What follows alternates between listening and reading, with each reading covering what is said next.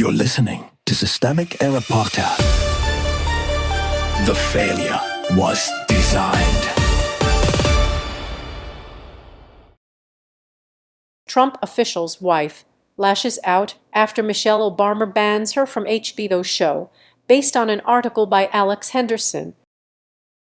The Obamas, the Gatekeepers, and the Small Power of Exclusion, a brief setup. The reporting says Michelle Obama is keeping Cheryl Hines off a new HBO sketched series tied to America's 250th anniversary. Hines, married to HHS Secretary Robert F. Kennedy Jr., is said to be furious.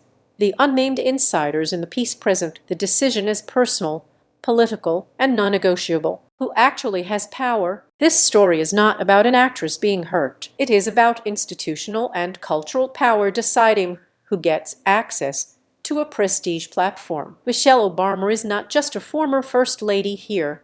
She is a producer with leverage, brand value, and the authority to set the cast list. Larry David may be the creative center, but the piece itself makes clear who is described as the boss. That matters because power in elite media rarely announces itself as power. It shows up as tasteful exclusion, curated belonging, and the ability to turn a hiring decision into a moral line. The real decision maker. The article does something revealing. It frames the ban as if it were a social slight, but then admits the substance. According to the source, Michelle Obama made it clear that Hines should have nothing to do with the show, and that David could not overrule her. That is not confusion. That is command. If the reporting is accurate, the decision was not about performance, craft, or fit. It was political sorting. Hines is collateral because she is married to Kennedy, and Kennedy is currently a combustible target inside Democratic circles. The cast list becomes a loyalty test dressed up as entertainment.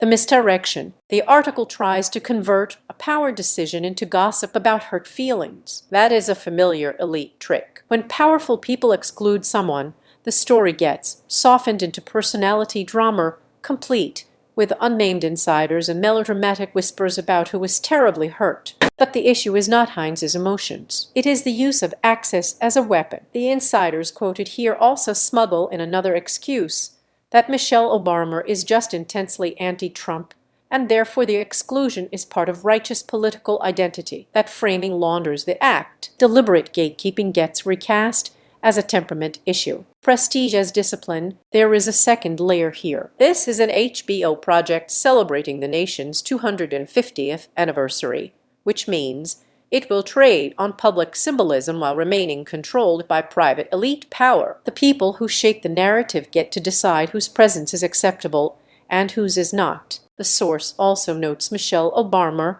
has spoken warmly about George W. Bush, while Hines is linked in the article to Margaret and RFK Jr.'s anti-vaccine politics. That contrast is not subtle. The acceptable conservative is the one who fits elite social comfort. The unacceptable one is the one attached to a faction the establishment considers toxic. The boundary is political, but it is enforced through manners. What this really shows, this is a small story with a large shape.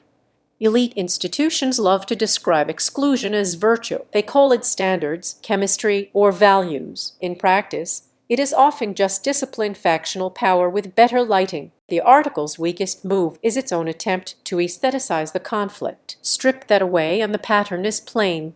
Those with cultural authority decide who belongs, then expect the public to mistake that decision for principle.